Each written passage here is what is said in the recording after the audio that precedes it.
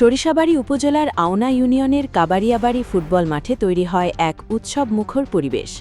চারদিকে হাজারো দর্শকের উপচে পড়া ভিড়। দীর্ঘদিন পর আবারও জমে ওঠে ঐতিহ্যবাহী ফুটবলের প্রাণকেন্দ্র।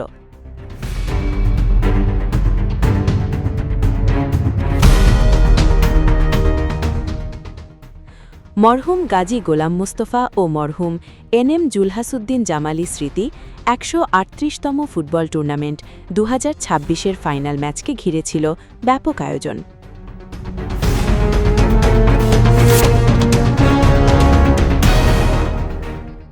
ফাইনালে মুখোমুখি হয় মুনারপাড়া স্পোর্টিং ক্লাব এবং বাটিকামারি টাইগার স্পোর্টিং ক্লাব।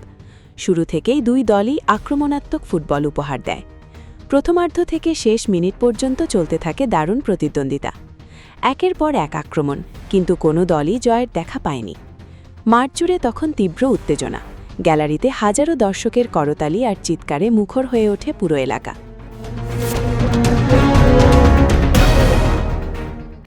খেলা উপভোগ করেন স্থানীয় রাজনৈতিক ও সামাজিক ব্যক্তিবর্গসহ বিশিষ্ট অতিথিরা।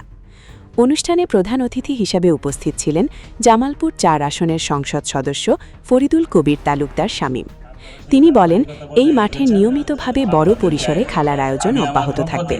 আপনাদেরকে অভিনন্দন জানাচ্ছি। সম্মানিত উপস্থিতি, খেলা চলমান থাকবে।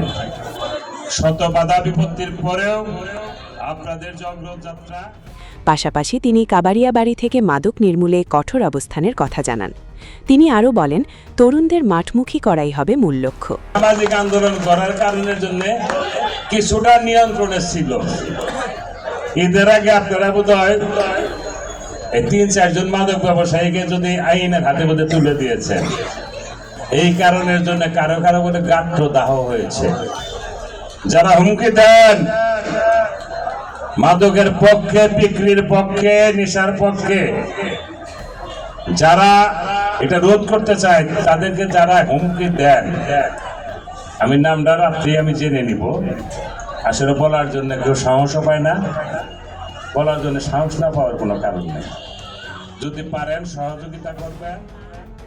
এ সময় আরও বক্তব্য রাখেন AKM ফয়জুল কবির তালুকদার শাহিন, লাবিব উদ্দিন তালুকদার লিটন এবং সুরুজউদ্দিন সুরুজ।